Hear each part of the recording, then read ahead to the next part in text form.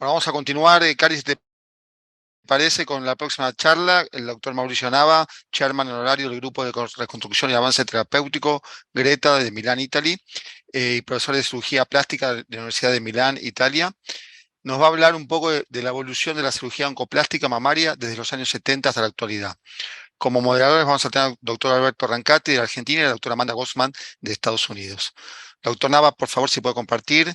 Muchísimas gracias por estar con nosotros. En primer lugar, buenos días a todos. Es realmente un placer estar aquí con ustedes. Voy a darle las gracias al comité organizador y a todas las personas que están trabajando detrás para generar estas actividades maravillosas. Nuevamente, muchísimas gracias. Mis conflictos de interés para Buxa. Y quiero presentar ahora mi grupo de trabajo para cirugía reconstructiva y terapia. Yo soy el fundador del grupo. De los 70 ahora la realidad es que ha pasado mucho tiempo, medio siglo.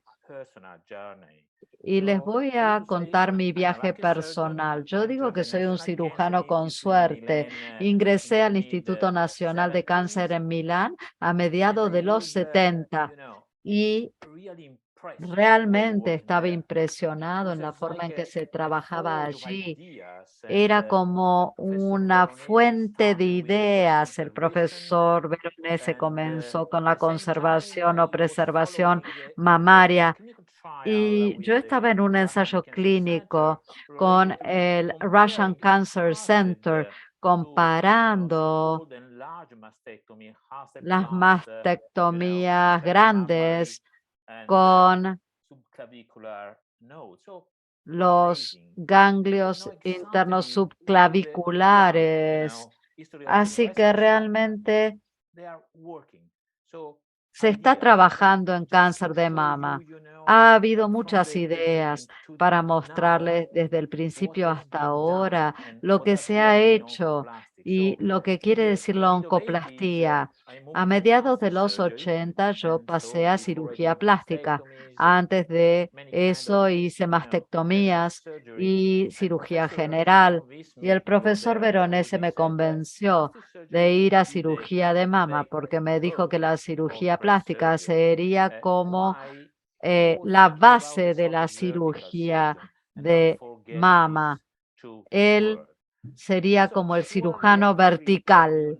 No olviden estas palabras. Todos conocen los ensayos históricos del profesor Veronese en el 2003 en Milán, o el que se hizo por parte de Bernard Fisher, en donde tratan de demostrar claramente que nosotros podemos hacer una preservación de mama y tratar el cáncer de mama al mismo tiempo para llegar a una buena, a un buen resultado estético.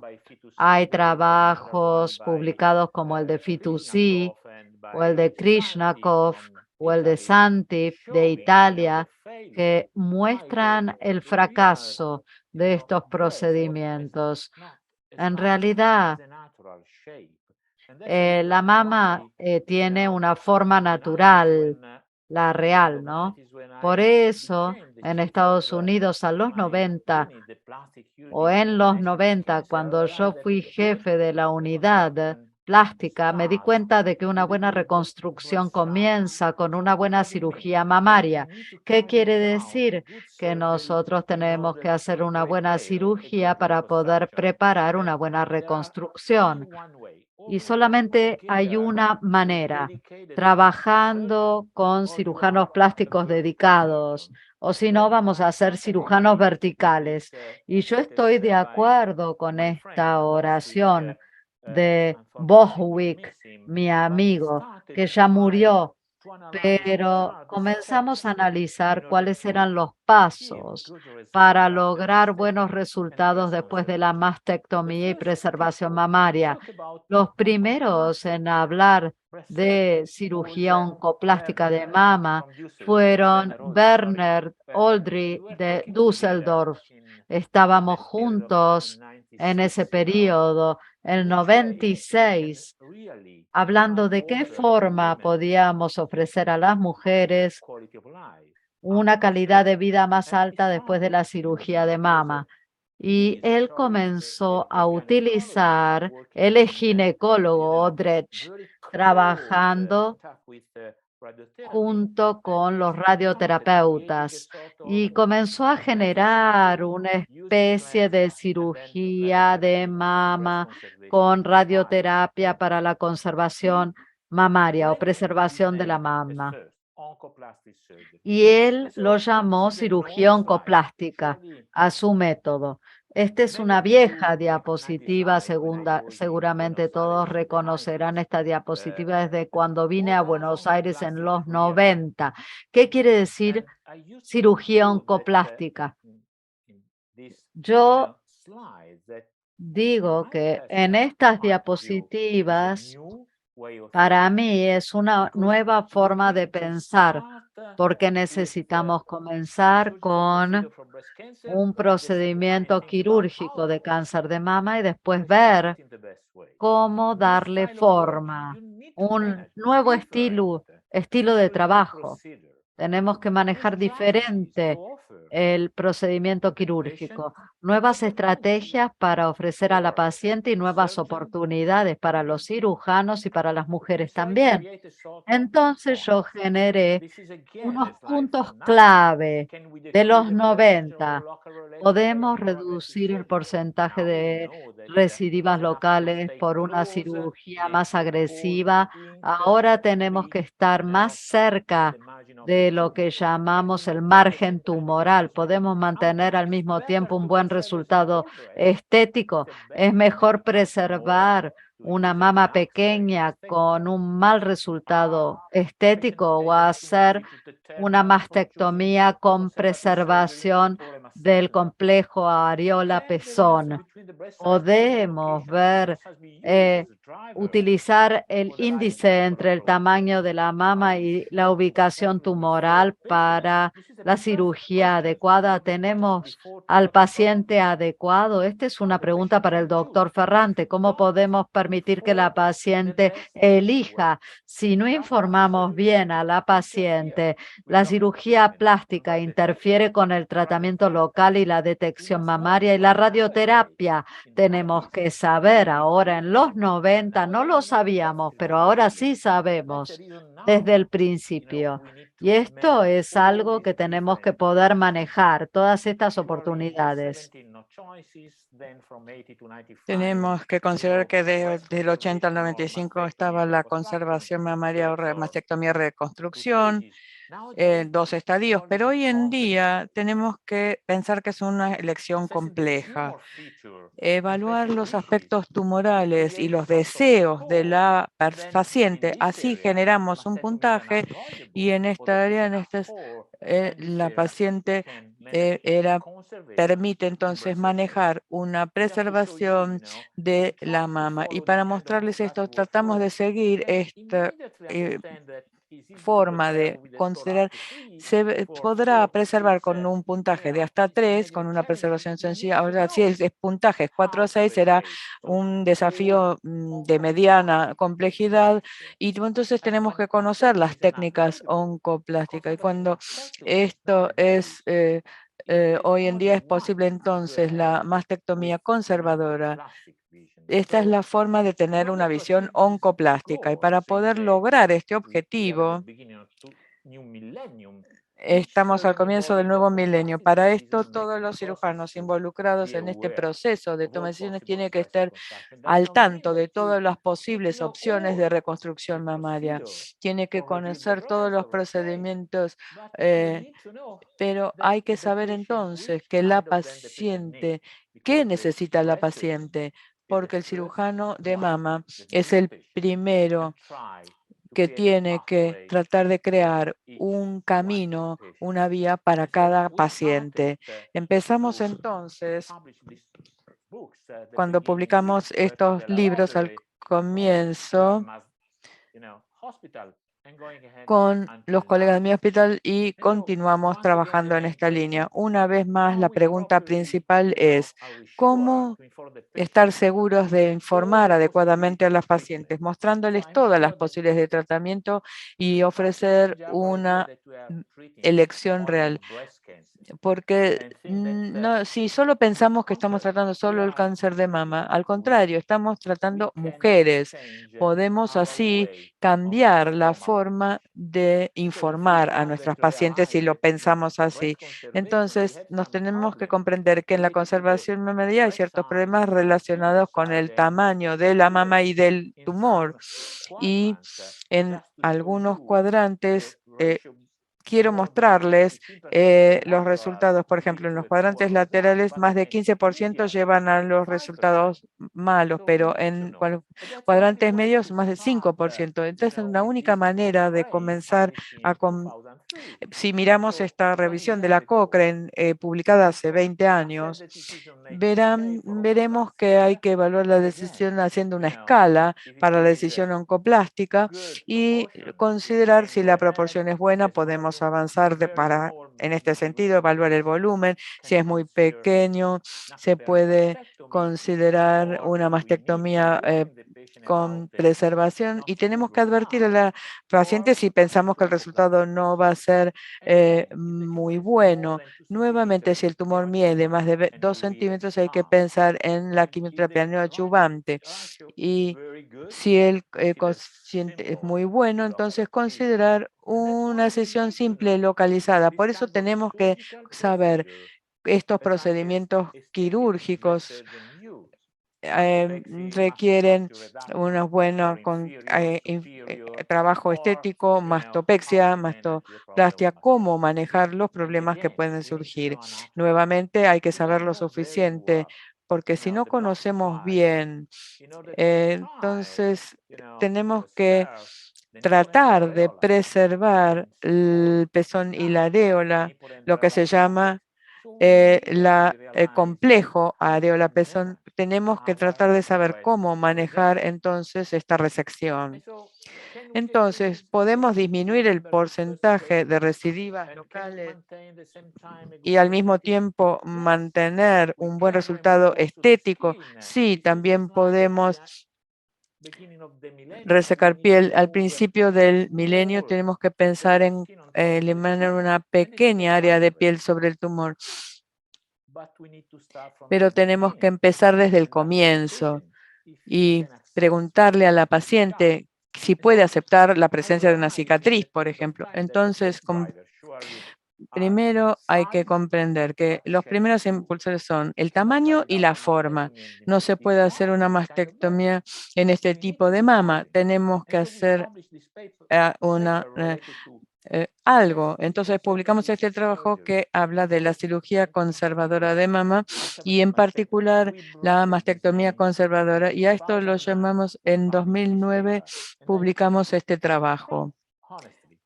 Y la verdad es que hoy en día todos hablan de la mastectomía conservadora y nosotros hablamos de cómo realizar esta preservación de piel perioral, cómo realizar una mastectomía con reducción de piel como en una mama muy grande como esta.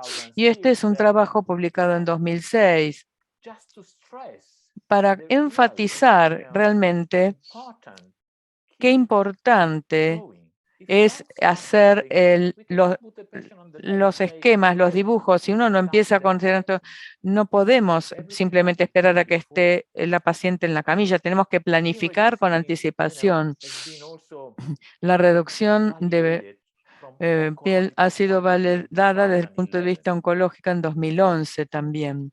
Y nuevamente, cuando tratamos una reducción de piel y en una paciente con cáncer en que uno tiene que resecar lo más que puede. Y este es un trabajo publicado por Secondo Foley respecto a lo que llamamos la disección, la hidrodisección. Nosotros inyectamos solución salina fría debajo como vemos aquí, de la dermis, y entonces podemos separar perfectamente.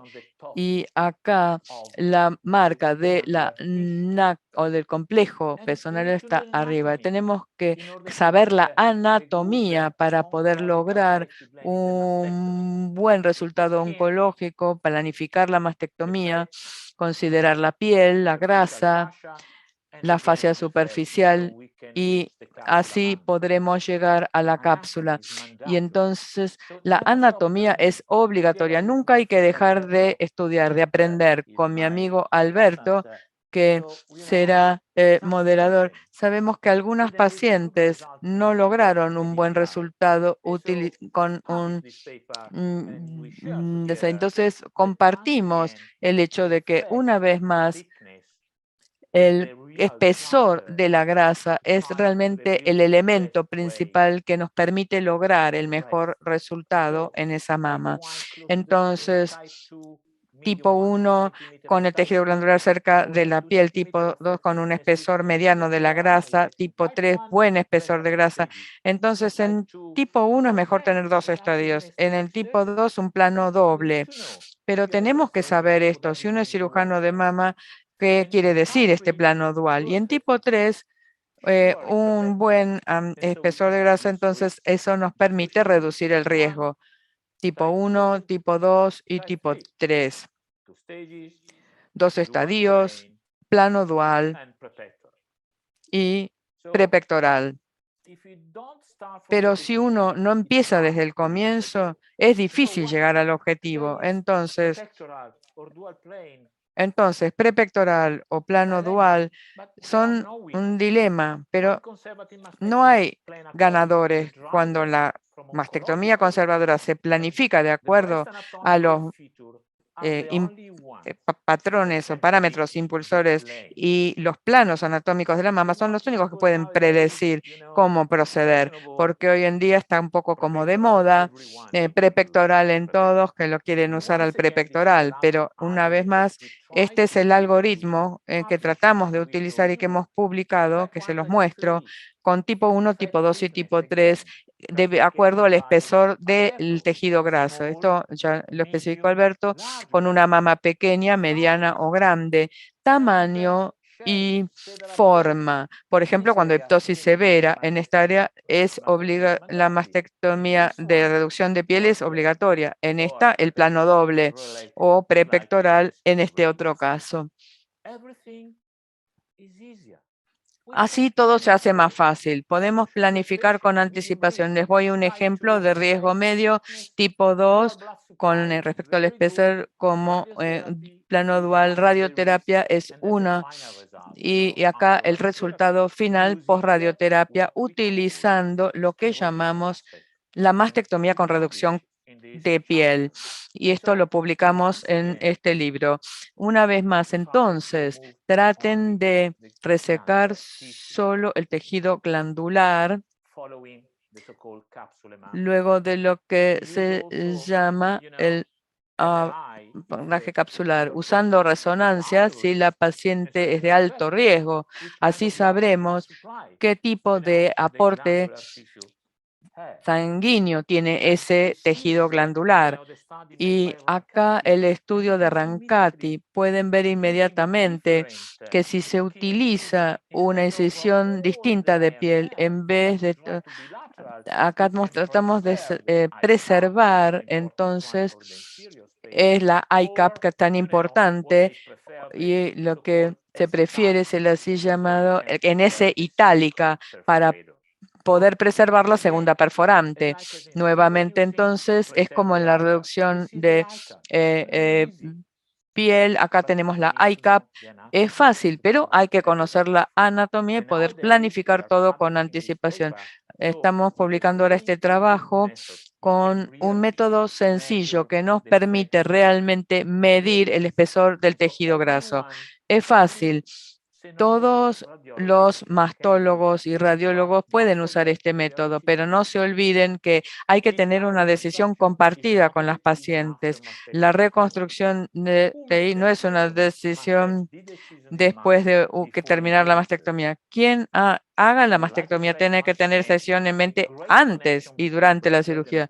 Tiene que haber una conexión entre el cirujano de mama y el plástico o ser un cirujano vertical.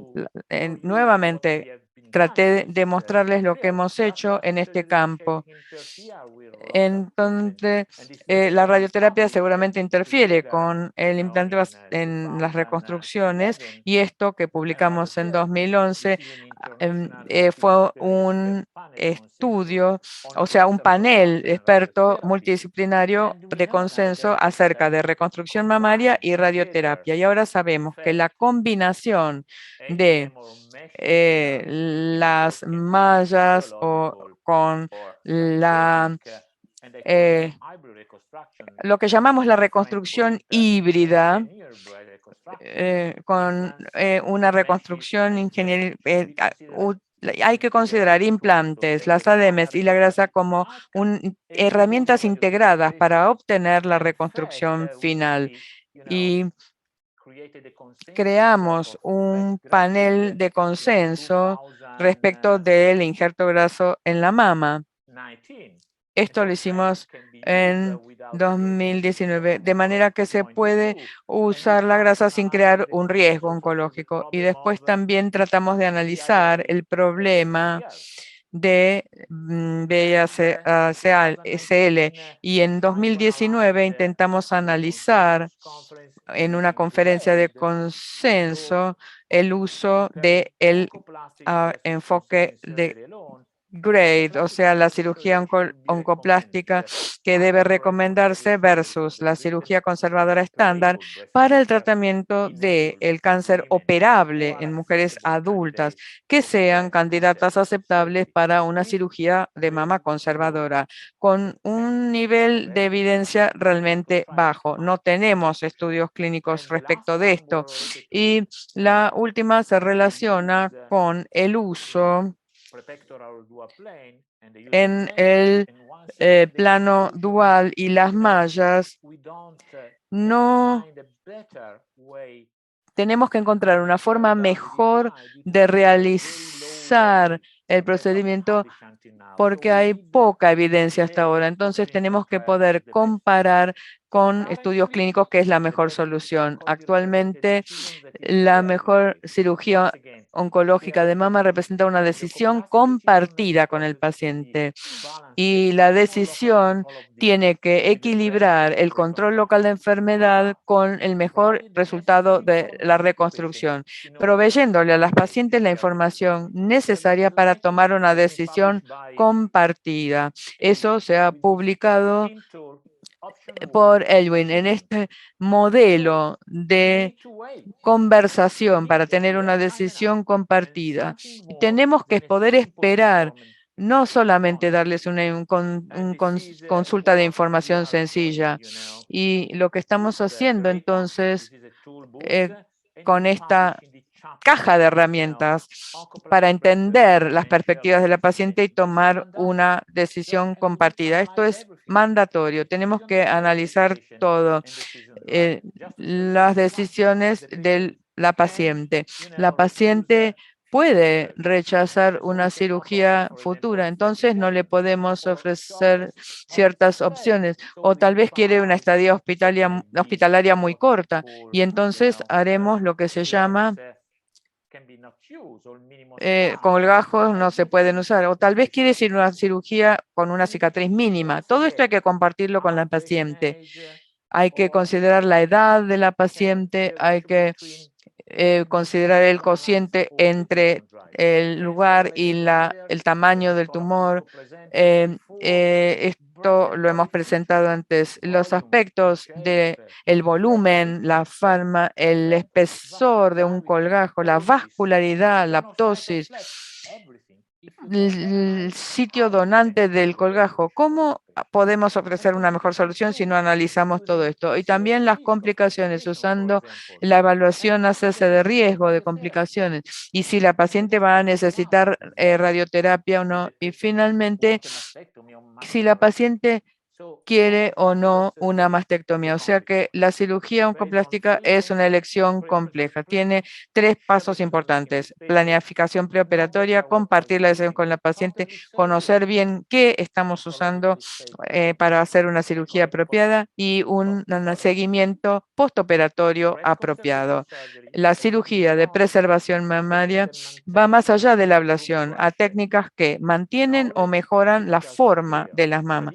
El conocimiento y las habilidades quirúrgicas tradicionalmente son el área de cirujanos plásticos y son cruciales para el éxito de estas nuevas técnicas y están siendo adaptadas y adoptadas por una nueva raza de cirujanos oncoplásticos. Entonces, se están un poco borrando las barreras profesionales, los límites entre el cirujano plástico y el cirujano de mama. El cirujano moderno de mama debe adquirir una cantidad de capacidades que cubren oncología, radiología, cirugía mamaria y comprensión de los principios relevantes de la práctica de la cirugía mamaria. Muchas gracias por su atención y acá les muestro la próxima reunión o congreso que habrá sobre la cirugía estética de mama. Muchas gracias por su atención.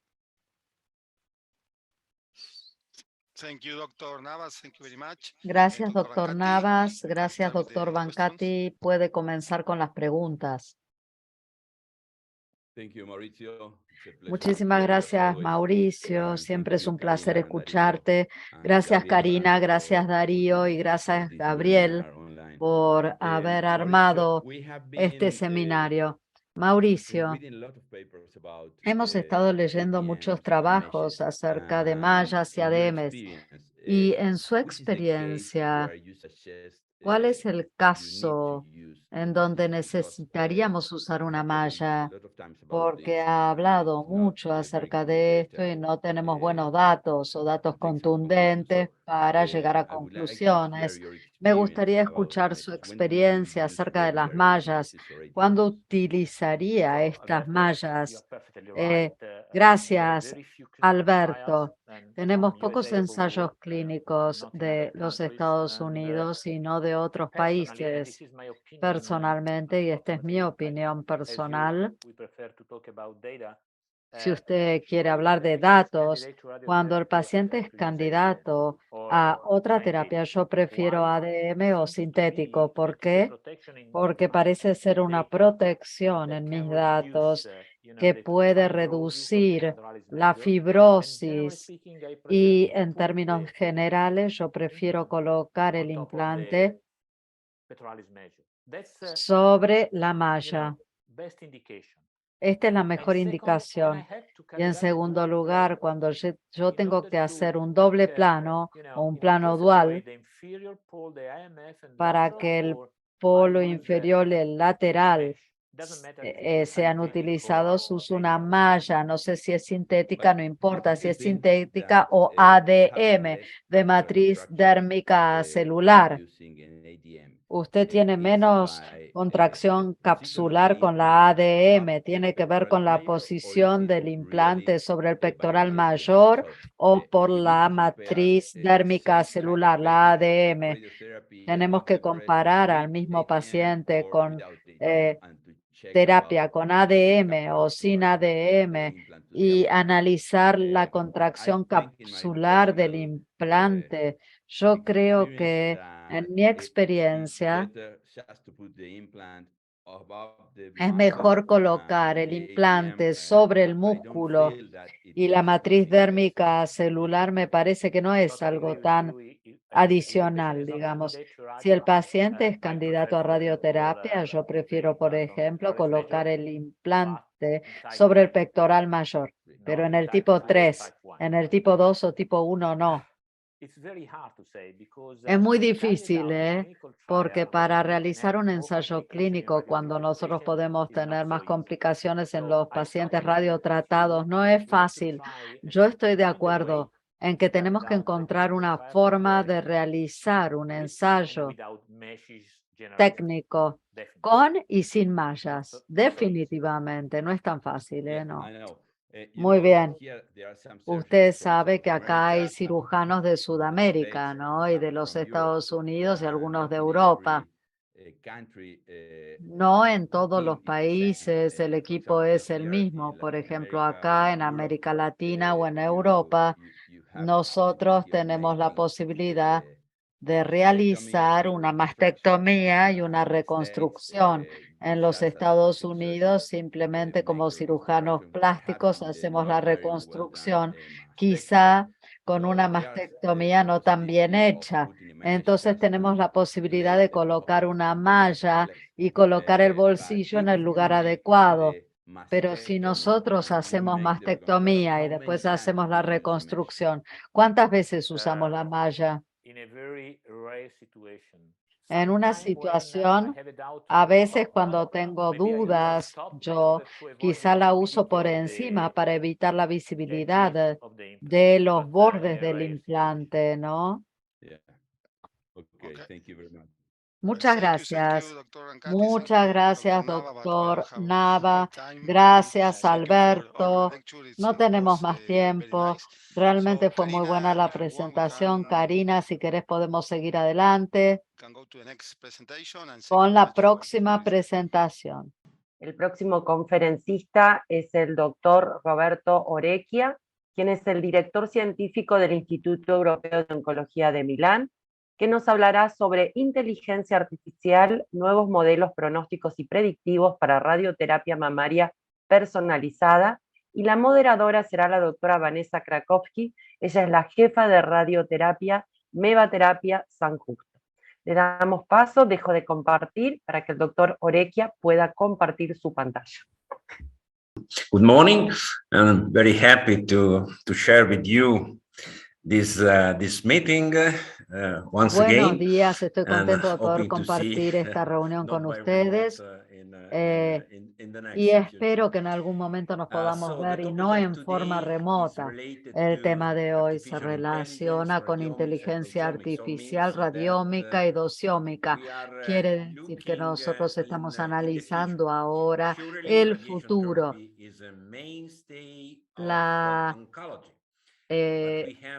terapia de radiación es principal en la oncología, pero tenemos que analizar el futuro, proyectarnos al futuro.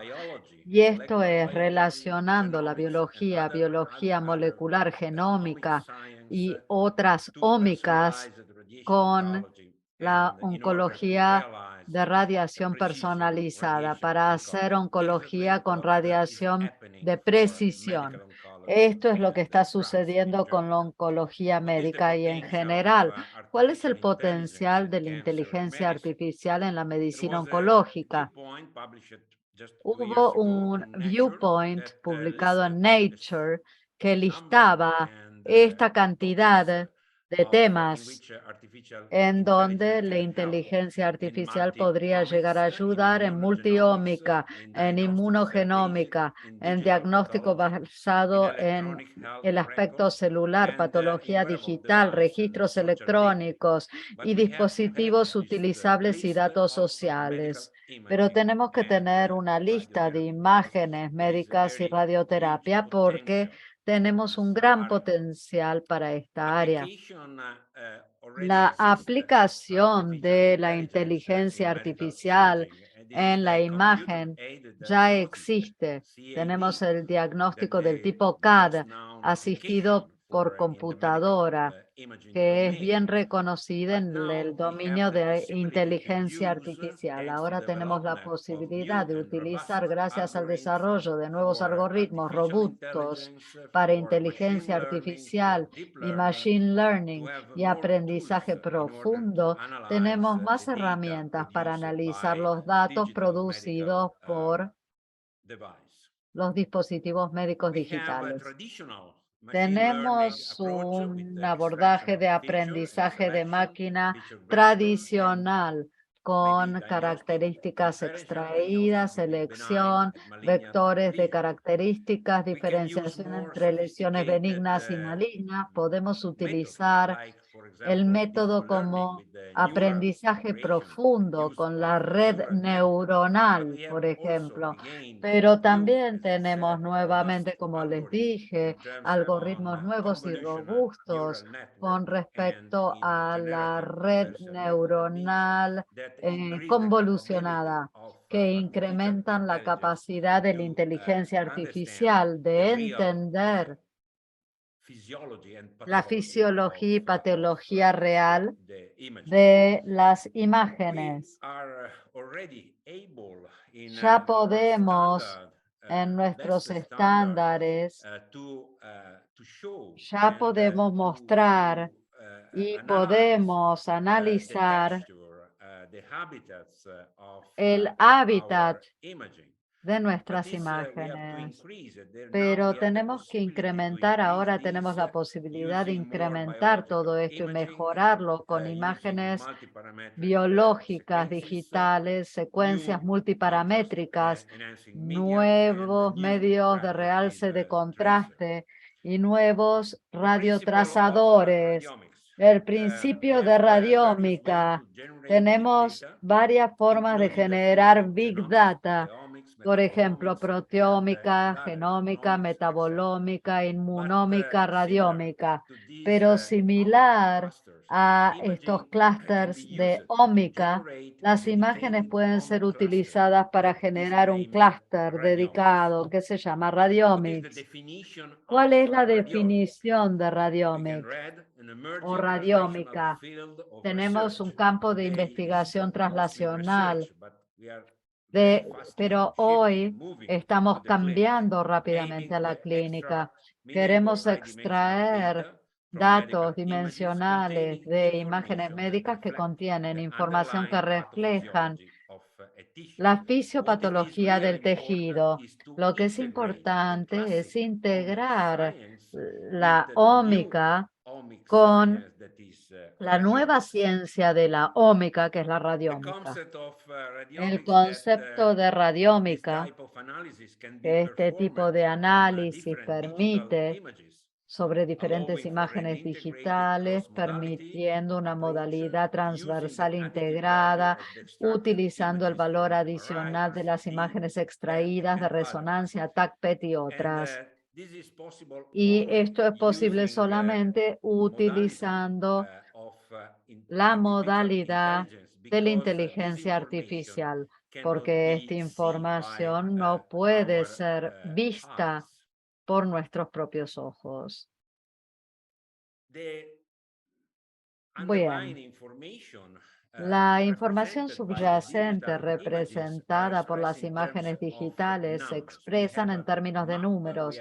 Nosotros tenemos un mapa, una matriz de números, y en esta matriz nosotros podemos extraer diferentes parámetros cuantitativos para generar lo que nosotros llamamos características de radiómica, que son la base del análisis de las imágenes por inteligencia artificial. Acá podemos ver que las imágenes no se ven, no son fotos, sino que son datos. Tenemos una matriz y la posibilidad de ingresar información en inteligencia artificial, aprendizaje profundo, deep learning, aprendizaje con máquina machine learning, y queremos identificar distintos niveles de características de radiómica.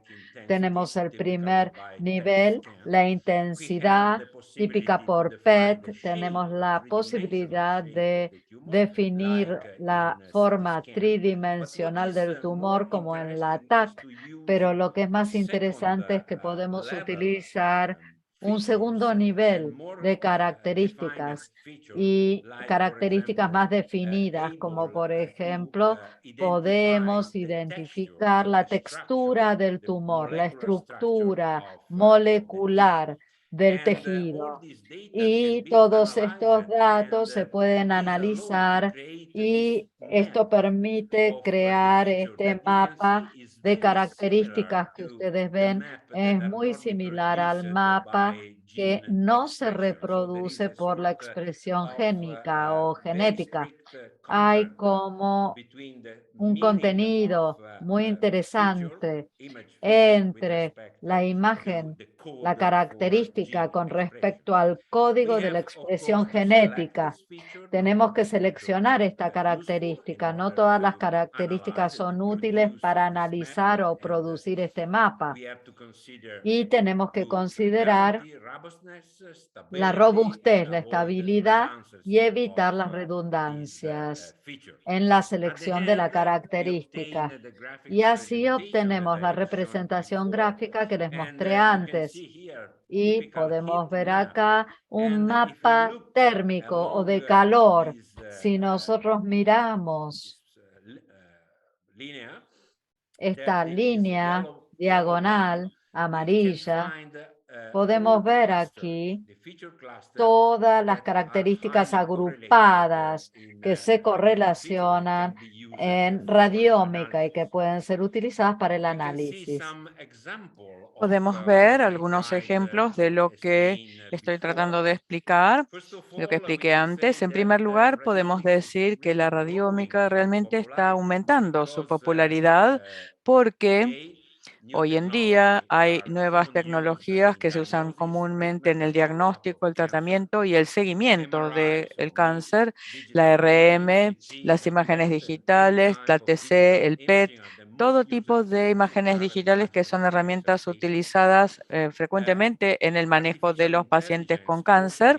La inteligencia artificial permite entonces aumentar el juicio calitativo de los radiólogos y además las imágenes médicas están disponibles ampliamente durante todo el curso de la enfermedad y también se pueden analizar en forma retrospectiva. Las imágenes médicas además muestran la distribución de las lesiones superando la limitación crítica de las biopsias para tomar muestras y los datos de imágenes pueden ser usados en forma longitudinal para poder seguir sus cambios o modificaciones a lo largo del tiempo, a lo largo de la vida de los pacientes. Y finalmente, la naturaleza de la radiología es que es no invasiva y que se puede repetir en forma sencilla.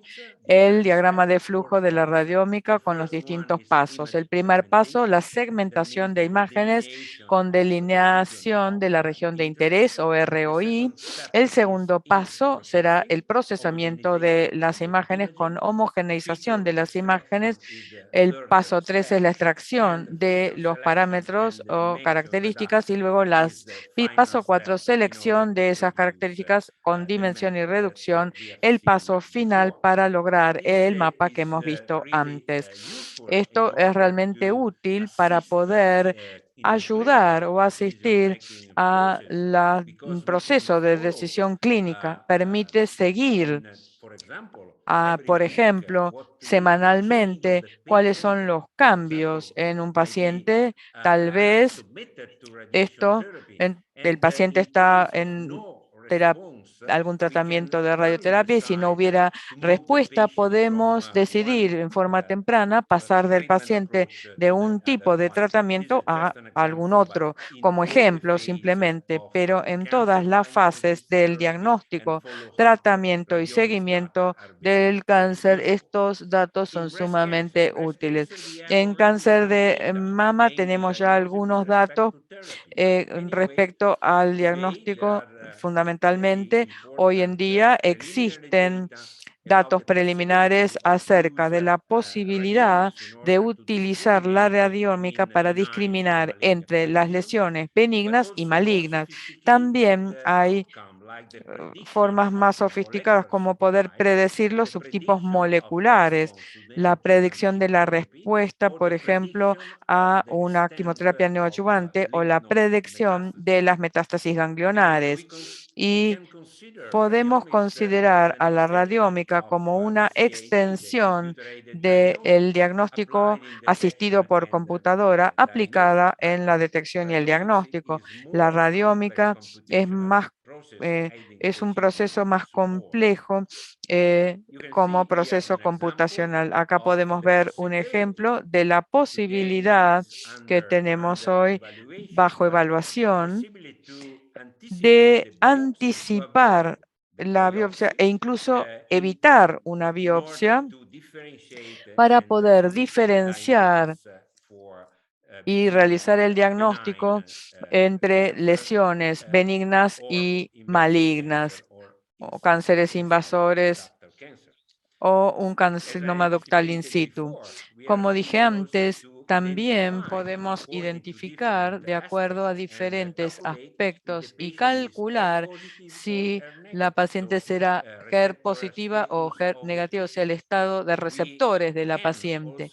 Podemos también, con el uso de la radiómica, identificar el índice de proliferación de la paciente y diferenciar entre un CAIR 67 bajo o elevado, con un índice de proliferación alto.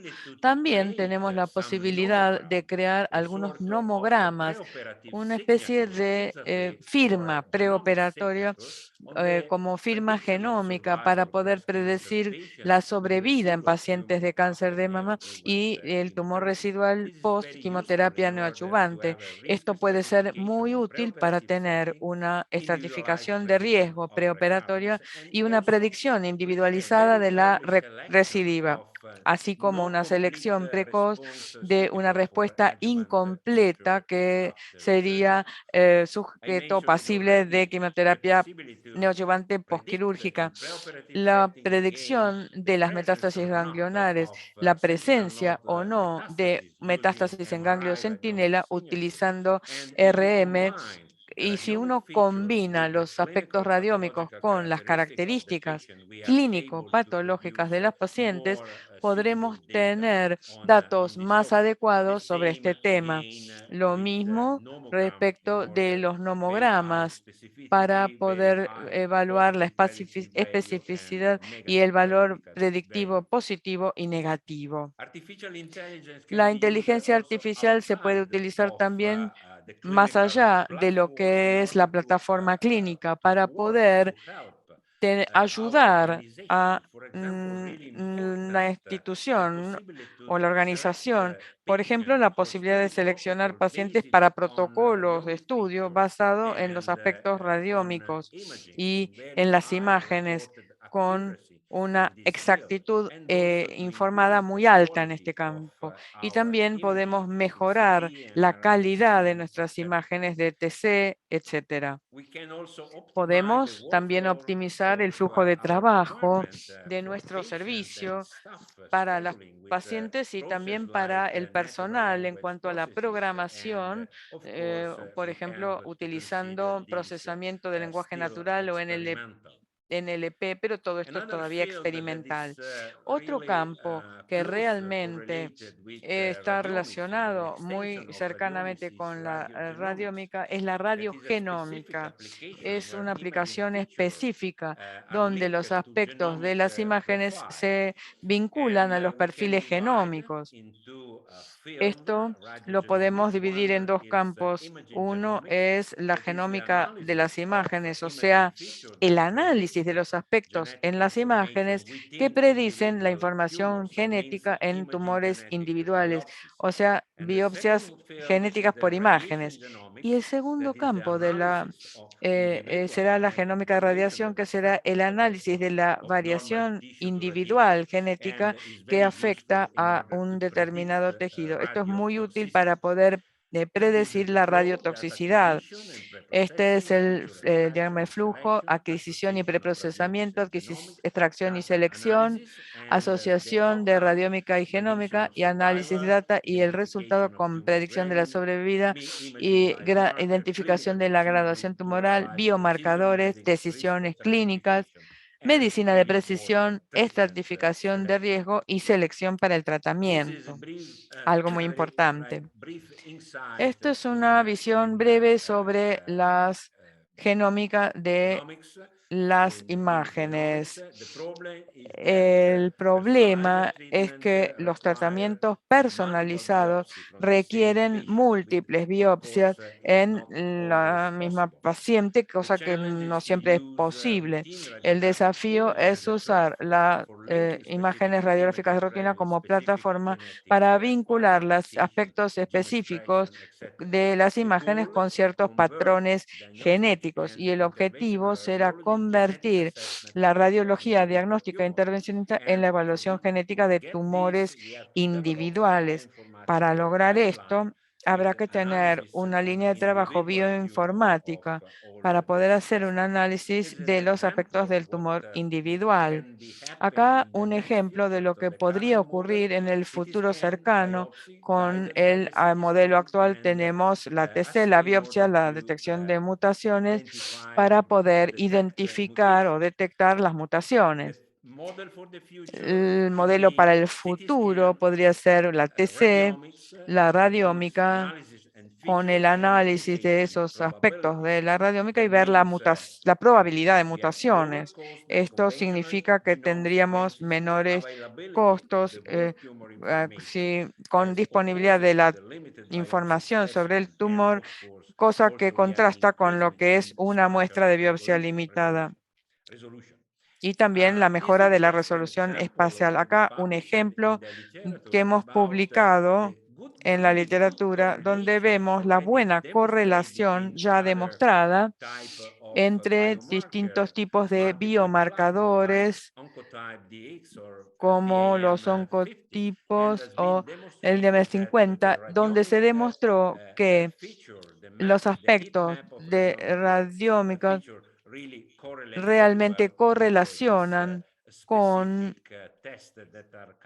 los test específicos que se utilizan en la situación clínica. El otro punto es el análisis de las reacciones adversas en tejido normal post radioterapia. El desafío será identificar aspectos individuales que permiten predecir el riesgo mayor de desarrollar radiotoxicidad e identificar variantes de las líneas germinales y epigenéticas, factores epigenéticos somáticos que modulan las respuestas a la radiación. Finalmente habría que establecer un test basado en genéticos para predecir el test para un test, eso era lograr una predicción individual para un determinado paciente que debe ir a terapéutica de radiación. También hay un interés creciente en instalar equipos de terapia de partículas. Por supuesto que existe el problema en cuanto a la selección de los pacientes apropiados que pueden ir a terapia de partículas o de protones. Esto, la radiómica y la radiogenómica pueden ser útiles para poder darnos la posibilidad de predecir la radioresistencia, por ejemplo, al tratamiento convencional de radiación. En este caso, podemos pasar al paciente a terapia de partículas y también identificar otras causas de radioresistencia, como por ejemplo la hipoxia. Podemos también crear un algoritmo. Esta fue nuestra experiencia en Milán. Hemos desarrollado un modelo capaz de predecir con buena aplicabilidad la probabilidad individual de desarrollar toxicidad luego de la radioterapia. Otra especialidad sería la dosiómica, un nuevo campo de investigación.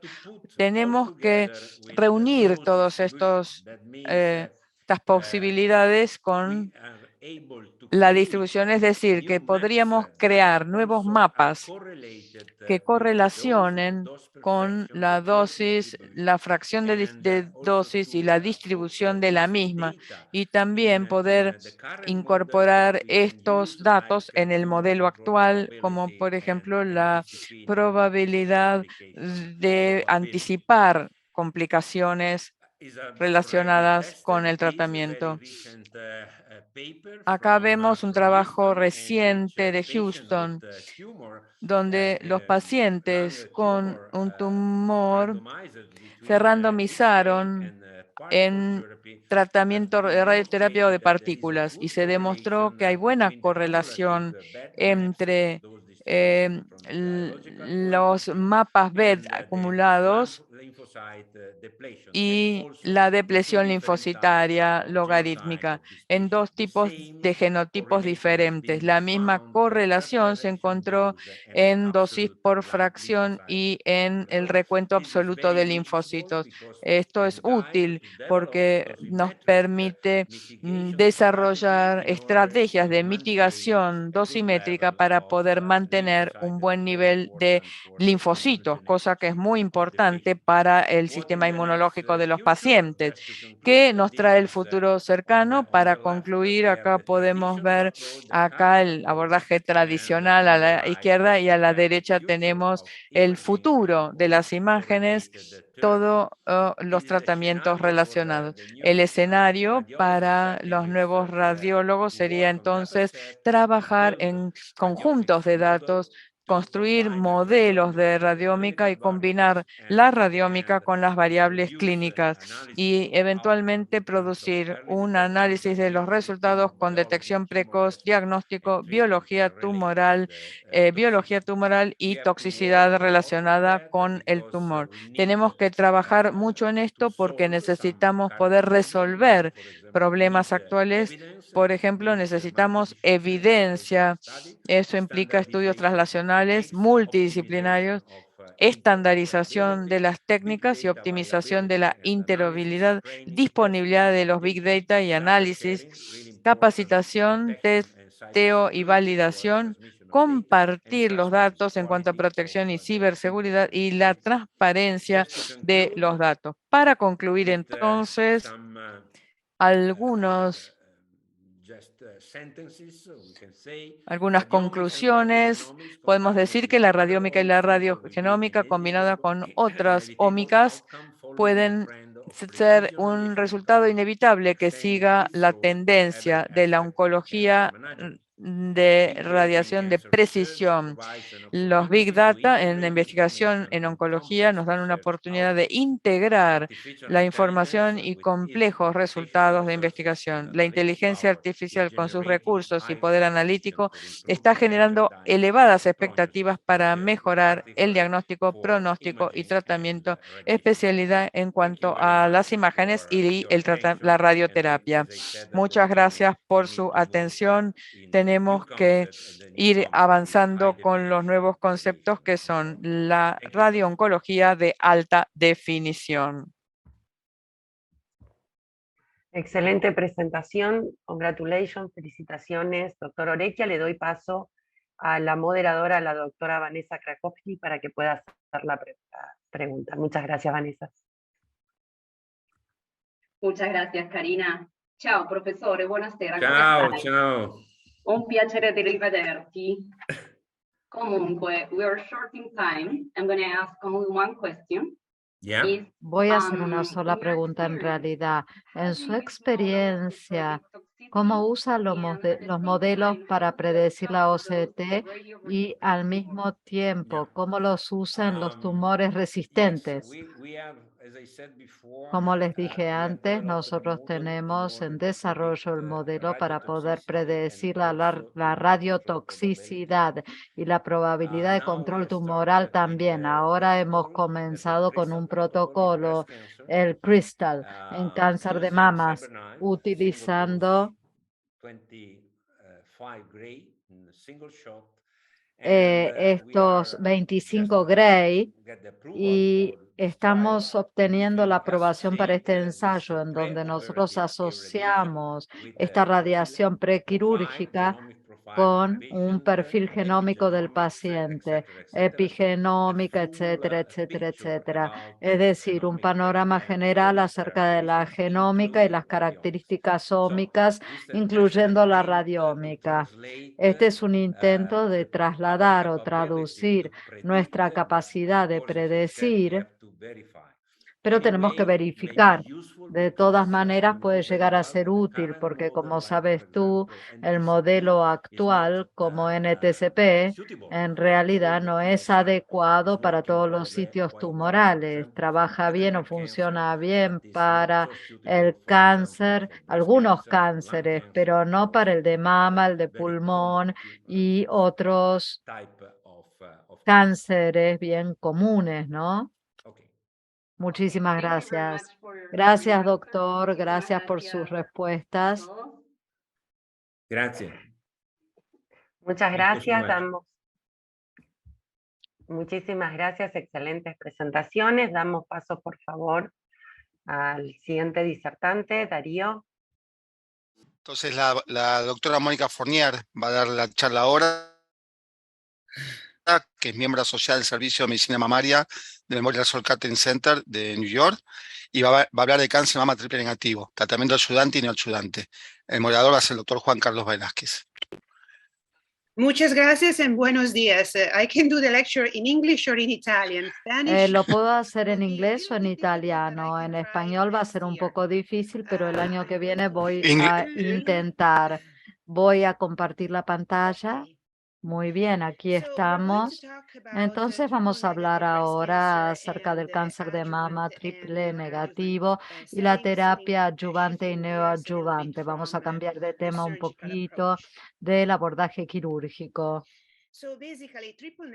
Básicamente, el cáncer de mama triple negativo, como seguramente todos ustedes saben, es la falta de receptores de estrógeno, PGR y sobreexpresión de HER2 por inmunohistoquímica y FISH. Y lo que se llamaba como un canasto de fenotipos definidos por la falta de estos receptores, ahora es una enfermedad bastante compleja y hay una cantidad de subclases diferentes y puede ser mucho más positivo, más indolente, AR positivo, indolente, o puede estar influido por mutaciones como BRCA1, BRCA2 o relacionado con BRCA. Puede haber mucha inmunidad, es decir, que no es una entidad única y nosotros vamos a analizar y discutir todas las posibilidades terapéuticas. Esto se define por los proteomas, genomas, epigenomas, inmunidad, etcétera, etcétera. La característica clínica del cáncer de mama triple negativo es diferente de los otros subtipos, como todos nosotros sabemos en la clínica. Generalmente hay una enfermedad agresiva, los pacientes son jóvenes, se presentan con enfermedad localmente avanzada, no positiva por lo general. Hay un intervalo libre de enfermedad muy corto, pero después recaen después de completar la terapia con adyuvantes. Estos son datos de Rebecca Dent que muestran que para el cáncer de mama triple negativo, la recidiva es dentro de los 3 primeros años y después cae y se estabiliza, mientras que para los hormonoreceptores positivos, a los 15 años puede recidivar. Hay compromiso visceral en el caso de desarrollo metastático como pulmón, sistema nervioso central, hígado, ¿no? En el 14 a 15% de los casos. Entonces, el cáncer triple negativo de mama es respondedor a la quimioterapia con neoadyuvantes. Las opciones terapéuticas para mejorar los resultados acá serían la NAC o la terapia neoadyuvante. Podemos reducir el tumor, permitir tiempo adicional para mutaciones de líneas germinales. Tenemos abordajes neoadyuvantes como platino, carboplatino, cisplatino, las sales de platino. Y vamos a ver un ensayo con cesituzumab y los inhibidores de punto, checkpoint. Vamos a hablar de las enfermedades residuales, las opciones de tratamiento, el ensayo CREATE-X y el estudio Olimpia con olaparib. ¿Cómo mejoramos el resultado de estos pacientes que tradicionalmente tienen enfermedad muy agresiva? La inmunoterapia más quimio, abordar la enfermedad residual, inhibición PARP y el rol de las antraciclinas. Vamos a hablar primero de la inmunoterapia más quimioterapia. La inmunoterapia en el cáncer de mama es muy importante. La quimioterapia es una socia de la inmunoterapia. También hay una diferencia entre enfermedad de estadio temprano y metastática. La quimioterapia irrumpe la arquitectura tumoral, controla la enfermedad rápidamente y resulta en liberación de antígeno, particularmente en términos de la presentación de antígeno, clonalidad tumoral, la presencia de T y LSD8, células T y DC, la positividad PDL1, que es más alta en la enfermedad de etapa temprana comparado con la metastática. El beneficio de la inmunoterapia es independiente del PDL1, porque el PDL1 parece tener un impacto en el sistema inmunológico. El PDL1, la prueba no parece ser importante y no lo utilizamos para seleccionar a los pacientes para tratamiento con adyuvantes como pembrolizumab. Este es el estudio I-SPY 2, en donde los pacientes fueron tratados con quimioterapia, con o sin pembrolizumab, y después fueron a cirugía definitiva. Pembrolizumab se administraba solamente con paclitaxel. Acá podemos ver el esquema de pembro-pacli y los resultados, y con un beneficio final en el entorno de PCR, con un 60% de PCR con quimioterapia pembrolizumab comparado con 20% de beneficio, que se traducía en sobrevida libre de eventos. Y esto fue la base para el Keynote 522. Este estudio enrolaba a pacientes que tenían triple negativo, alto riesgo, no era el estadio T2 y más alto. Los pacientes tenían PDL1 positivo o PDL1 negativo como enfermedad, y podemos ver las diferentes estratificaciones en T1, T2, T3, T4, 0, comparado con N1 y carboplatina semanalmente o cada 3 semanas. Los pacientes fueron randomizados para recibir terapia neoadyuvante o adyuvante, paclitaxel semanal con el agregado de una sal de platino, carboplatino, semanalmente o cada 3 semanas, y seguidos por un régimen con antraciclina, AC o EC, dependiendo de lo que quería el investigador. Este régimen era con o sin pembro, y luego los pacientes se sometían a cirugía y seguían con pembrolizumab en el entorno adyuvante, 9 ciclos. 1.174 pacientes randomizados. Tasa de PCR, los endpoints primarios, secundarios, tasa de PCR alternativa, tasa de PCR en PDL1 y sobrevida general. Y probablemente estarán familiarizados con los resultados. Básicamente hubo un beneficio para agregar pembrolizumab para los pacientes tratados en este ensayo. Este es el ITT, la diferencia en PCR, con un delta de 14% entre los pacientes que recibieron quimio y los que recibieron quimio más pembro. Si nosotros estamos analizando los PDL negativos, PDL1 positivos, podemos ver que no había diferencia significativa. Quería decir que el beneficio se mantuvo si el paciente tenía PDL1 positivo o negativo. Como les dije antes, esto era una diferencia con la enfermedad metastática. La positividad para PDL1 no parecía ser una característica para diferenciar, y es menos importante para los pacientes que tienen un sistema inmunológico intacto, como en el entorno neoadyuvante, opuestamente a la enfermedad metastática. Ahora vamos a los beneficios que vemos. La actualización de la sobrevida libre de eventos, 91.1 meses de seguimiento, un beneficio significativo para los pacientes que recibían la combinación de Pembro más quimio, la delta de 7.7%, que era estadísticamente significativa nuevamente para los pacientes que recibieron la combinación, comparado con los que recibieron placebo más quimio. El beneficio por PCR lo podemos ver, que había beneficio en los dos casos, pero especialmente me llamó la atención para los pacientes que no lograron un PCR, los que no lograron un PCR en el entorno neoadyuvante. Tenían un beneficio mayor en términos de sobrevida libre de eventos si habían recibido pembrolizumab. Este es el PCR por estado tumoral. Nosotros podemos ver el beneficio presente para no negativos, no positivos, por estado ganglionar.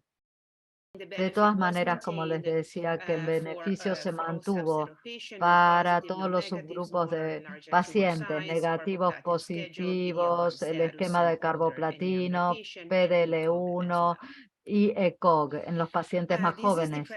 Aquí tenemos la prevalencia. Estos son datos presentados recientemente. Acá tenemos las categorías del RCB o Residual Cancer Board. Hubo un beneficio adicional por Pembro en quimioterapia. Vemos los pacientes que tenían un RCB de 0, RCB de 1, de 2 y de 3.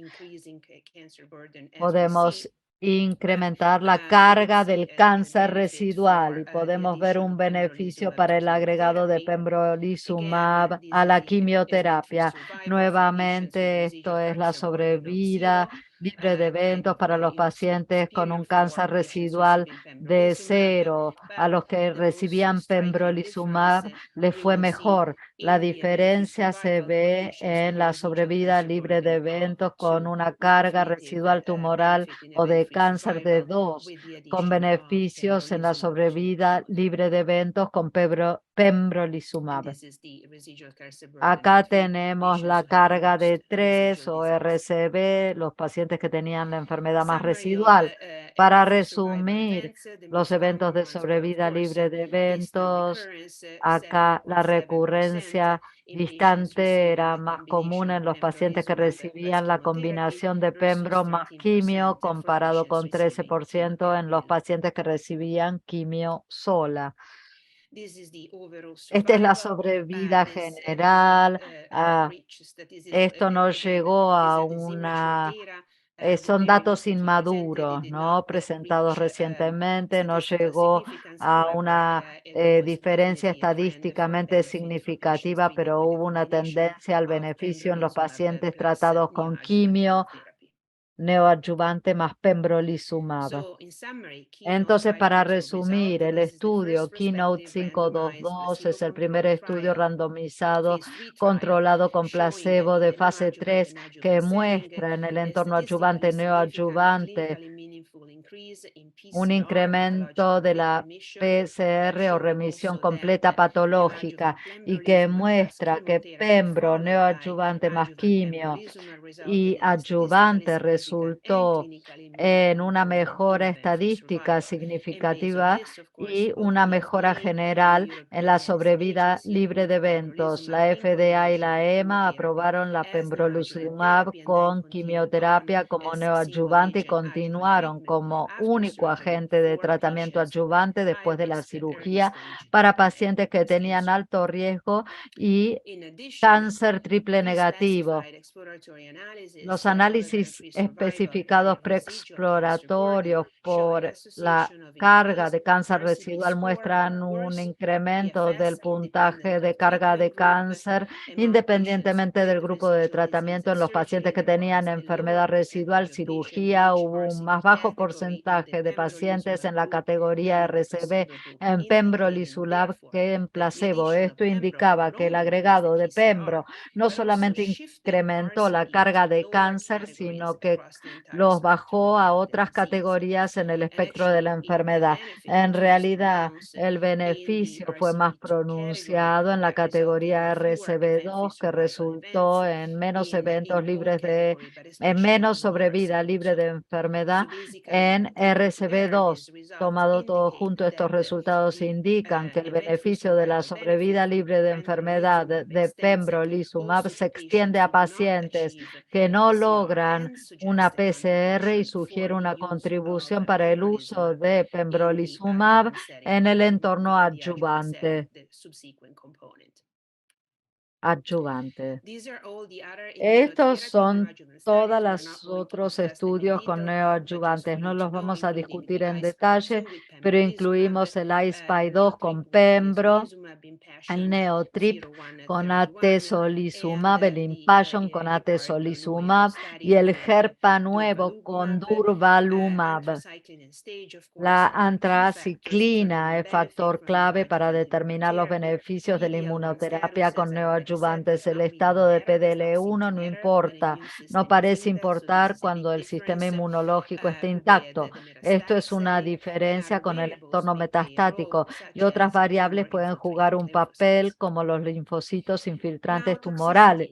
Toxicidad. Esto es importante porque no estamos acostumbrados a utilizar estos agentes frecuentemente comparado con otros campos de la oncología médica y tenemos que tener mucho cuidado cuando hablamos con la paciente para identificar los efectos colaterales. Y en cuanto comienzan, ¿no?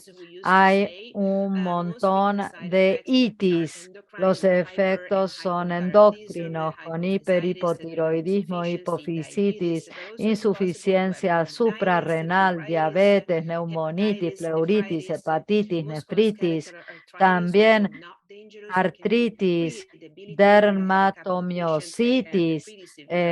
Hay pacientes que tienen artritis debilitante que ha generado dificultades en el movimiento y actividades de la vida cotidiana. Podemos tener anemia, otros efectos hematológicos de la piel, neurológicos, que son raros, pero pueden surgir como estos son como Guillain-Barré. Es una contraindicación para pembro. Si el paciente tiene antecedentes de Guillain-Barré, podemos tener uveitis, conjuntivitis, escleritis y problemas cardiovasculares y gastrointestinales. Ven entonces los eventos adversos inmunorelacionados en cáncer de mama triple negativo, principalmente los más frecuentes que vemos en la clínica, que son relativamente benignos, son hipotiroidismo, como mencioné, hipertiroidismo, rash.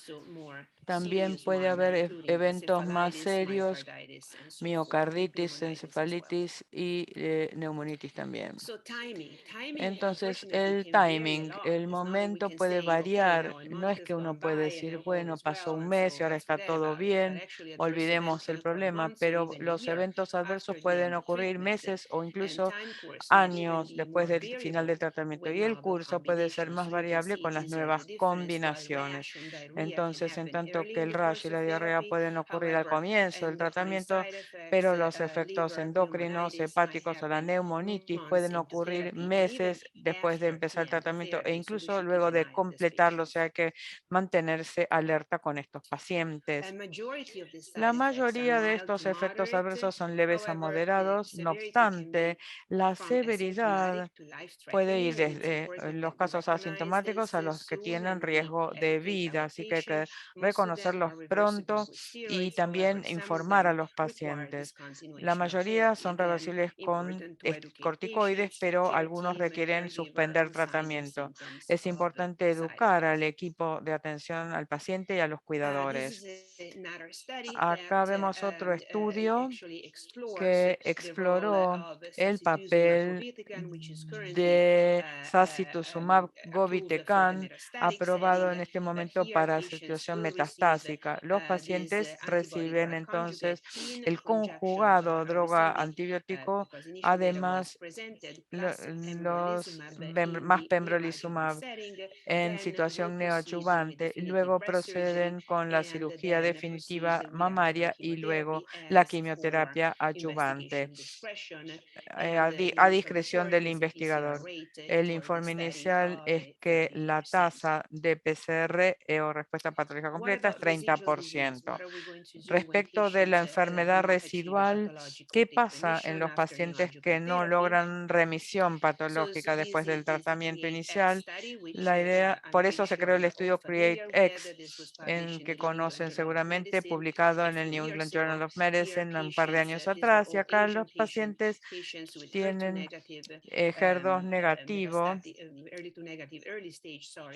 de estadio temprano, tratados en situación neoadyuvante, y los que no lograron PCR en el momento de la resección quirúrgica se randomizaron ya sea tratamiento estándar versus capecitabina más tratamiento estándar en situación de adyuvancia.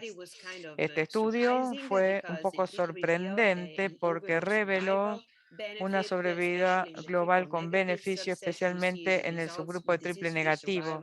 Acá vemos la sobrevida libre de enfermedad con un beneficio de sobrevida global. Esto cambió la práctica y acá fue menos notorio para los pacientes que tenían enfermedad residual.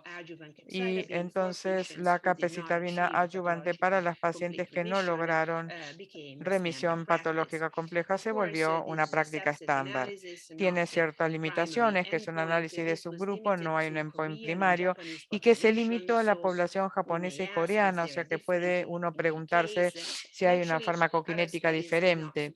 Otros estudios no apoyaron la actividad significativa de capecitabina en el triple negativo, y tampoco hay datos en pacientes que recibieron platino como neoadyuvancia, porque esas pacientes no estaban en este estudio. Sin embargo, nosotros usamos capecitabina adyuvante para los pacientes triple negativos que no logran una PCR aceptable en el momento de cirugía luego de la quimioterapia neoadyuvante.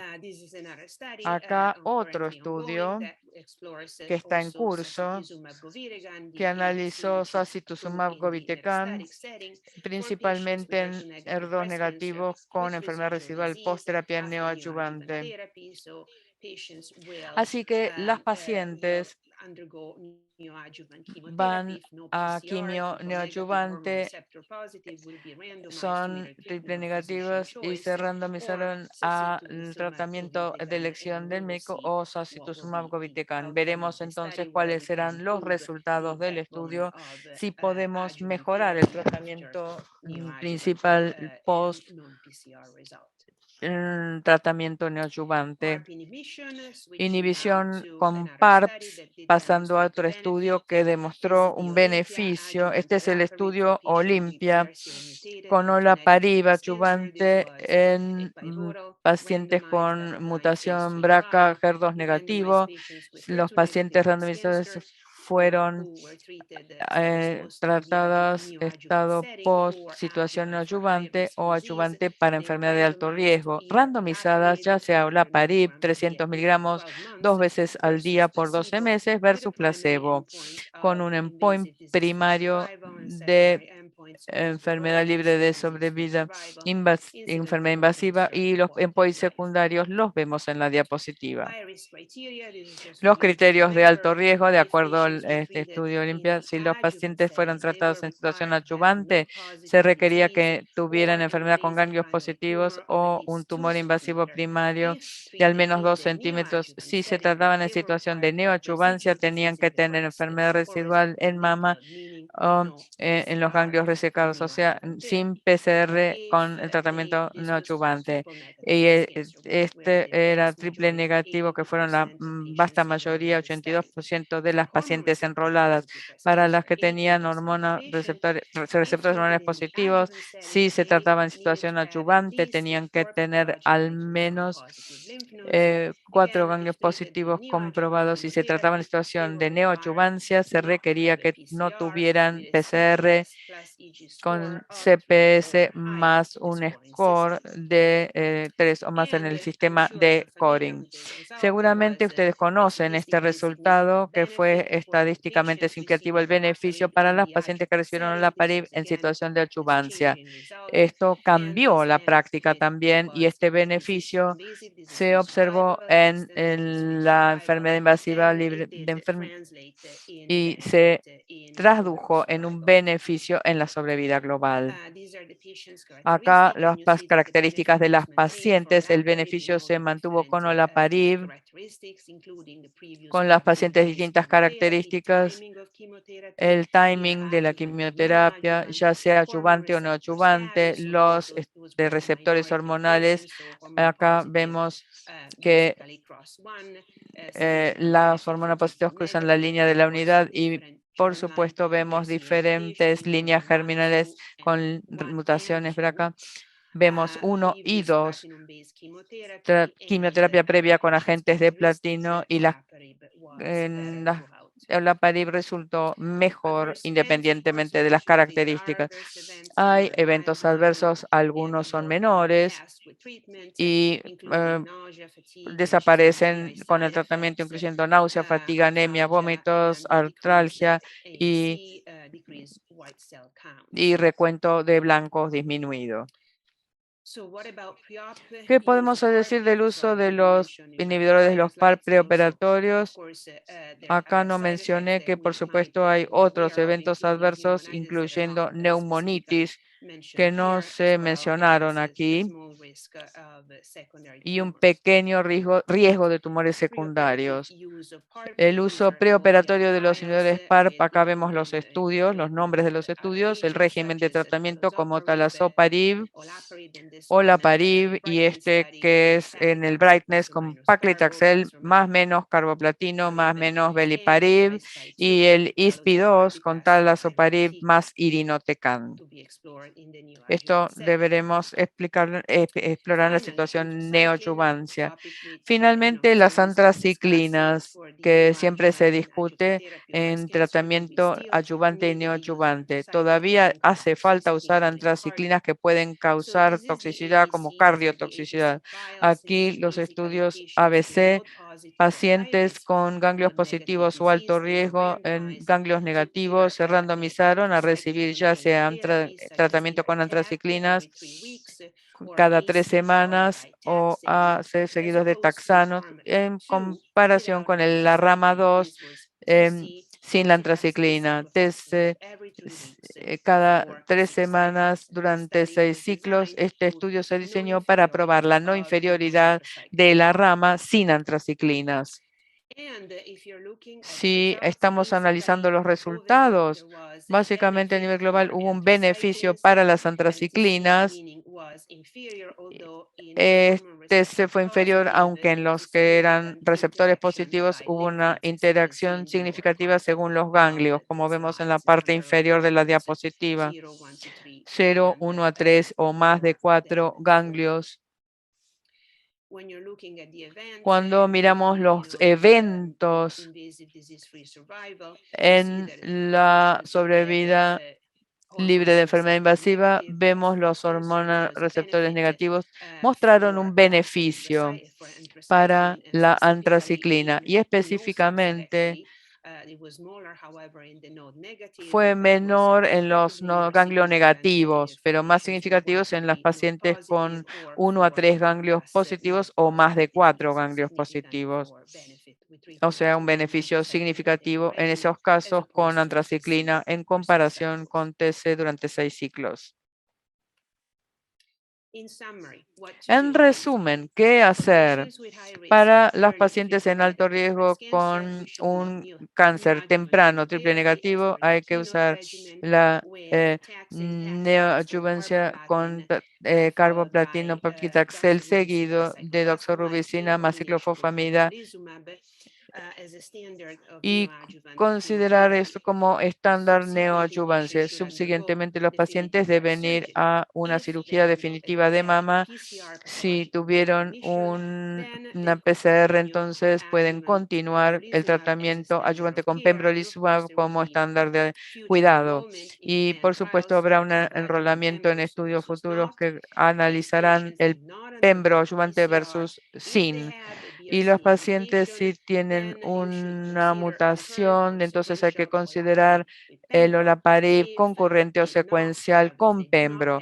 Pero si no tienen la mutación BRCA, entonces hay que considerar la capecitabina concomitante con pembrolizumab. Con esto, y por supuesto, considerar el pembrolizumab concurrente con radiación. A veces los radioterapeutas prefieren esperar con el pembrolizumab mientras las pacientes están en radioterapia. Otras veces, dependiendo de las características del paciente, aceptan que reciba pembrolizumab en conjunto con la radioterapia. Aquí terminan mis diapositivas. Muchas gracias por su amable atención. Con mucho gusto responderé preguntas. Doctor Juan Carlos Velázquez, Estamos con poco tiempo. Por favor, una sola pregunta. Gracias por la excelente presentación. Quisiera saber qué piensa sobre el uso de bifosfamidas en cáncer de mama, de bifosfonatos en los pacientes. Totalmente. Es uno de mis temas preferidos. En realidad, los bifosfonatos, sí, si uno mira el metaanálisis, todos los pacientes se consideraron, porque los estudios incluidos en el metaanálisis no solo incluían los que tenían receptores positivos, sino también triple negativos y HER2 positiva, y hubo un beneficio en cuanto a la mortalidad por cáncer de mama en todos los subgrupos. Así que si la paciente tiene alto riesgo de enfermedad y uno piensa que el beneficio del bifosfonato adyuvante va a ser significativo para disminuir el riesgo de recidiva, sí. Por cierto, recomiendo los bifosfonatos adyuvantes, incluyendo en los triple negativos. Muchas gracias, doctora. Muchas gracias a ambos. Vamos a presentar ahora al conferencista, al doctor Mark Robson, el jefe de servicio de medicina mamaria del Memorial Catherine Center de Nueva York, y el tema que nos va a exponer va a ser inhibidores de PARP para el cáncer de mama precoz, y el moderador va a ser el doctor Ernesto Gildesa, oncólogo del Henry Moore. Bueno, le damos paso, por favor, a la conferencia del doctor Mark Robson. I have a number of relationships with companies that have various PARP inhibitors. Tengo relaciones con compañías que trabajan con inhibidores PARP, pero no he aceptado ninguna remuneración por el trabajo que hago de compañías en general. Y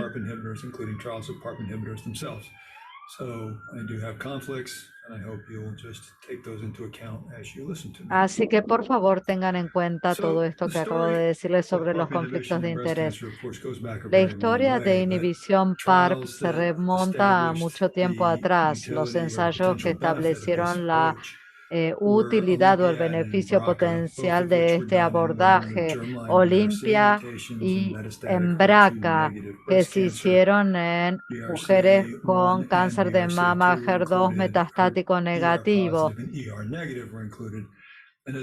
Estos estuvieron incluidos R positivo e R negativo, y ambos demostraron mejoras en sobrevida libre de progresión, con mejoras significativas en más o menos 4.8, 4.6, una reducción del 46% en sobrevida libre de progresión, pero no en la sobrevida general. Lo que surgió del ensayo, una de las cosas es que la tasa de respuesta objetiva para inhibición PARP fue el doble, a pesar de que en ambos estudios la capecitabina era el agente más utilizado y no hubo casos de mielodisplasia o AML. Esto lo vimos en cáncer de ovario, por ejemplo. De modo que en sobrevida libre de progresión, 3 meses es prueba de principio, pero no es un cambio significativo en el tratamiento para cáncer. La pregunta era cómo podemos mejorar la efectividad de los PARP.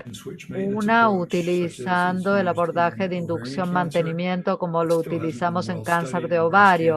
Esto no ha sido bien estudiado en el cáncer de mama, pero el otro mecanismo era utilizar esto tempranamente, porque hay varios mecanismos de resistencia a PARP y no es bueno para las células cancerígenas. Hay múltiples mecanismos para la restauración, de modo que lo más común es la reversión genética de la variante patogénica para establecer otro marco que sea funcional para crear capacidad de reparación y para que no sea ya sensible a los inhibidores PARP. Hay otros mecanismos que pueden restaurar la resistencia a PARP. Básicamente, tenemos que no es muy claro todo esto, pero se establece en el laboratorio cuánto contribuyen a la resistencia clínica. En este punto no se sabe tanto. Ahora bien, hay otros estudios que sugieren que el tratamiento temprano podría ser útil. Hubo un análisis de subgrupo de Olimpia de la enfermedad metastática diciendo que habría un beneficio a la sobrevida general en las mujeres que no habían recibido quimio previa de la enfermedad metastática. Y hubo una cantidad de estudios que se hicieron en la etapa de enfermedad temprana utilizando la inhibición de PARP neoadyuvante. Acá podemos ver un 46% de respuesta completa patológica en estas pacientes que fueron tratadas. Y recientemente publicado fue este estudio de único agente neoadyuvante, pequeños grupos de pacientes, pero podemos ver una buena respuesta después de las 6 semanas de tratamiento, incluyendo respuestas completas que fueron establecidas después de 6 semanas de tratamiento, pero que demuestran una respuesta sustancial a la inhibición de PARP con agente único. Lo mismo pasa para el tratamiento de cáncer metastático. Este fue el primer estudio de interés en el ensayo, pacientes randomizados para recibir paclitaxel y seguidos después por ciclofosfamida, carboplatino por el mismo régimen. Podemos ver una respuesta completa patológica que era más alta en el grupo de paclitaxel. Esto impulsado por un beneficio en los pacientes hormonopositivos.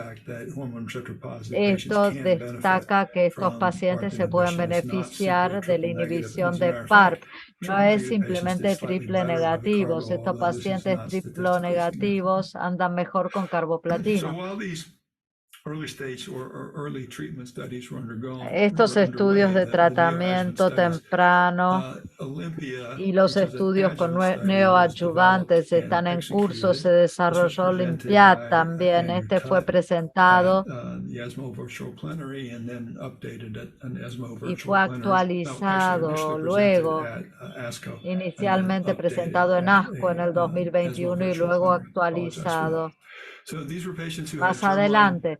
Pacientes que tenían enfermedad patogénica germinal y Los pacientes que tenían enfermedad HER2 negativa, estadio 2 o 3, o que podían adquirir una respuesta patológica completa. Entonces, los no PCR triple negativos no eran elegibles. En el grupo adyuvante era T2 o en 1 y positivos al receptor hormonal también. Acá vimos 6 ciclos de quimio, prequirúrgico, posquirúrgico y radiación, y luego fueron randomizados 1 a 1 a placebo o a la medicación durante un año. Se podía combinar con terapia endocrinológica, pero los pacientes no recibieron capecitabina en el grupo triple negativo, o sea que no hubo quimio adicional permitida allí. Algunos comentarios acerca de la población del estudio. Era una población muy joven, edad promedio 42, 43 a 50. La mayoría eran triple negativos, sin HER2 positivo por diseño. 3/4 tratados con mastectomía bilateral y eventualmente en el 60% de los pacientes también. El puntaje CPS-G, que se usa bastante, fue armado por el MD Anderson y nosotros no lo conocemos mucho, pero hay un calculador en línea. Algo importante de reconocer es que es grado nuclear, no histológico.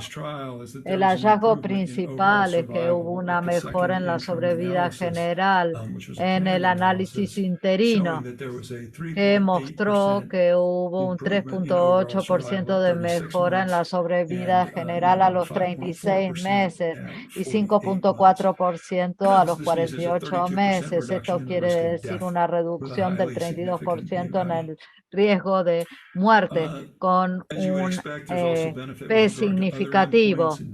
También teníamos otros endpoints y la sobrevida general 3.8% mejor que los controles a los 3 años, con similares números a los 40 años, 37% de reducción en el evento de sobrevida libre de eventos y 82.7% de reducción en el riesgo de metástasis. A los 4 años teníamos los dos grupos, receptor hormonal positivo y negativo. Los eventos adversos no eran poco comunes, como SAES, en los dos grupos de placebo y el otro, pero los eventos de grado 3 eran más comunes. La mayoría de estos eventos adversos eran anemia de grado 3 y otras toxicidades que también se observaron. El 10% de los pacientes tuvieron que discontinuar por un evento adverso, una sola muerte. Hubo el doble de pacientes que discontinuaron en el grupo de placebo.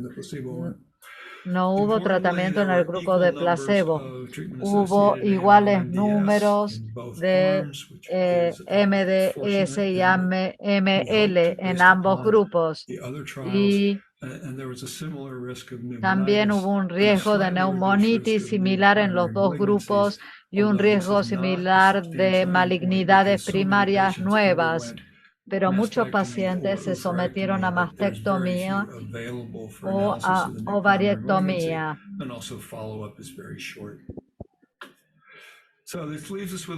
De modo que tenemos varias preguntas. La primera, ¿deberíamos utilizar capecitabina para pacientes que no lograron una PCR con enfermedad triple negativa asociada a BRCA?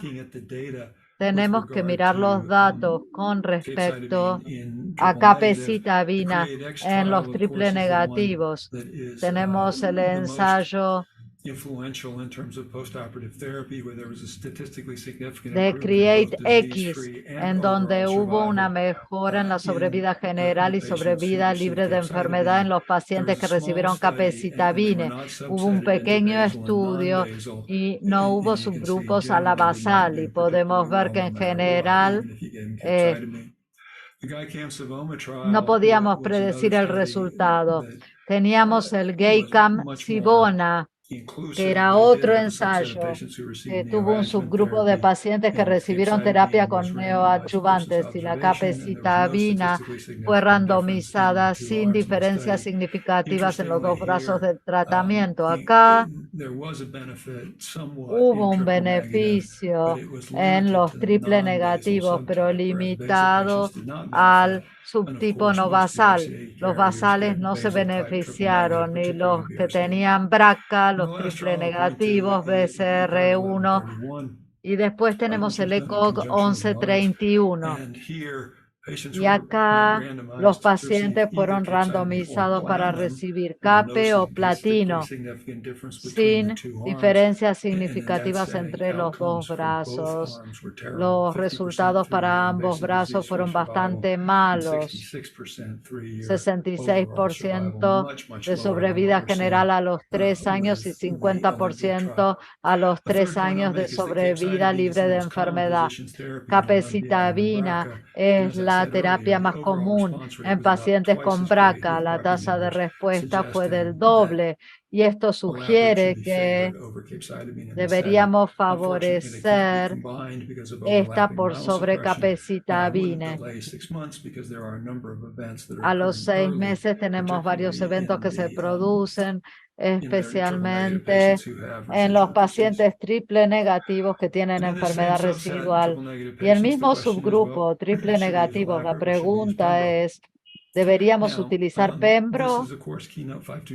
Esto es Keynote 522, muestra una mejora sustancial en la tasa de respuesta completa patológica y mejora en los pacientes que no llegan a la respuesta patológica completa. Esta es la sobrevida general y libre de eventos.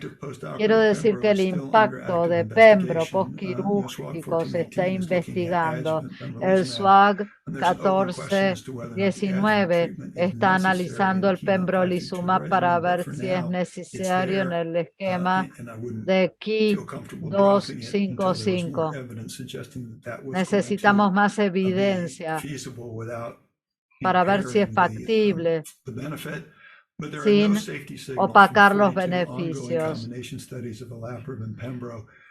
No hay señales de seguridad de múltiples estudios combinados y no hay toxicidad combinando olaparib con durvalumab. Lo podemos utilizar como combinación. Es factible y es seguro, pero no ha sido aprobado específicamente. Si yo estuviera limitado por los pagadores, seguramente favorecería olaparib, porque los pacientes ya tienen beneficios del tratamiento anterior. Y después olaparib versus pembrolizumab. Acá podemos ver que esto se va a traducir a una ventaja de beneficio general. Olaparib versus abemaciclib, un hazard ratio de 0.687, una reducción en el riesgo de falla a distancia. Esto no es poco significativo. La pregunta es entonces, ¿deberíamos utilizar olaparib o no? La minoría, las combinaciones son factibles por la mielosupresión. Yo diría que la minoría de los cánceres hormonoreceptor positivos se pueden beneficiar. La población se superpone sin beneficios para la sobrevida con abemaciclib. Yo diría que la combinación no es factible. Se puede enrolar a los 60 días después de 60 meses después de la cirugía en Monarchy. en el estudio.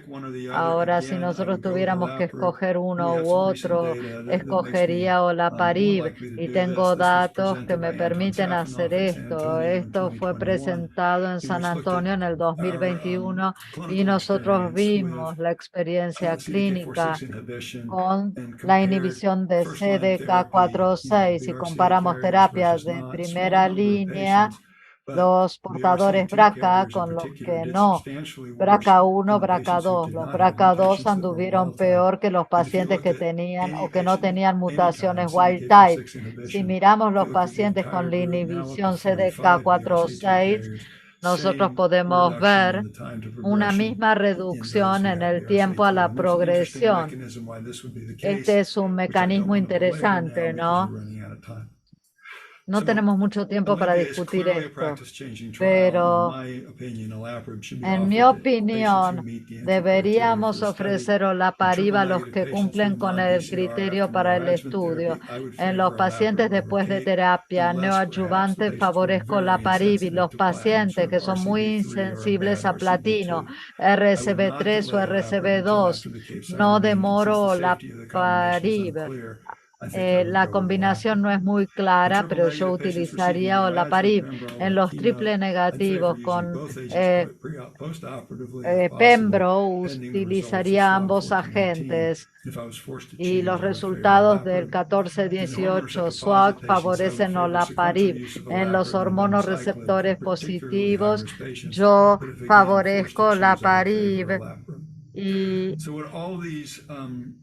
con todas estas observaciones deberíamos hacer una prueba genética a los que quieren entrar al Olympiad, a pesar de que no necesiten otros criterios de prueba.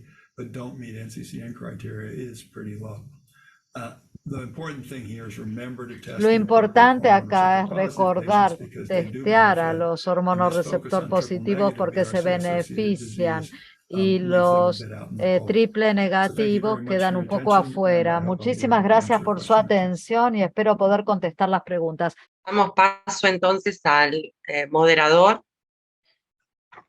Bien, ¿qué tal, Karina? Muchísimas gracias a vos, a Gabriel y a Darío por la gentileza de invitarme a preguntarle al doctor Robson luego de su excelente presentación. Tengo 3 preguntas para formularle a él. La primera es si, dada la variedad de drogas inhibidores de PARP, debemos considerarla cada una de ellas como una droga en sí misma o a tomarlos todos como un grupo en conjunto con efectos y eficacia similar. La segunda es si hay diferencias entre los pacientes BRCA1 mutadas y las BRCA2 mutadas con respecto a los inhibidores de PARP en neoadyuvancia o adyuvancia. Y la última es si tuviera que combinarlo con alguna quimioterapia, ¿con cuál la haría?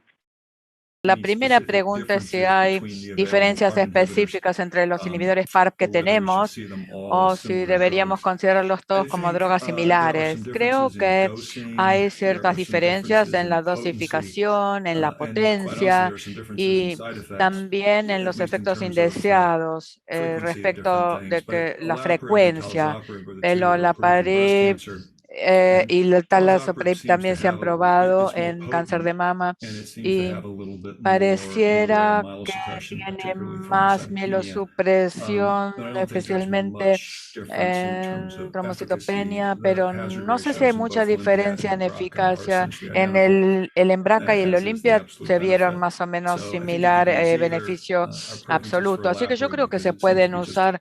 Nosotros preferimos olaparib porque parece ser un poco mejor tolerado en nuestra experiencia. La segunda pregunta es si los pacientes con la mutación 1 o 2 responden distinto y basado en los datos que tenemos, la respuesta es no, parecen responder igual de bien. En realidad, los pacientes que tienen receptores positivos, que es lo más común del BRCA2, en realidad responden igual de bien que las que tienen enfermedad triple negativa. Así que yo no creo que los los portadores BRCA2 o enfermedad hormonoreceptor positiva deben considerarse que es menos probable que respondan. Salvo, bueno, con respecto de la quimioterapia, si tuviera que combinar, diría ninguna. La mielosupresión, me temo que es uno de los efectos indeseados, y combinarlo con quimioterapia mielosupresora es poco probable que eso sea efectivo. Han habido estudios realizados combinando con paclitaxel, y el estudio neoadyuvante ha combinado olaparib con paclitaxel en forma exitosa, así que eso puede ser factible. Por ahora igual sería cuidadoso, no combinaría con capecitabina o con antraciclinas, por cierto, y tampoco combinaciones con platino, con los agentes que tenemos disponibles sean viables. El BRCA3 combinó Taxel con un inhibidor PARP que no es muy potente, fliparib, pero en realidad yo no los combinaría. Muchas gracias por su tiempo. Estoy muy agradecido por su atención y ojalá pudiera estar en presencia, en persona. Muchísimas gracias, doctor Ernesto Gildesa, por estar aquí presente. Y vamos a continuar entonces con el programa.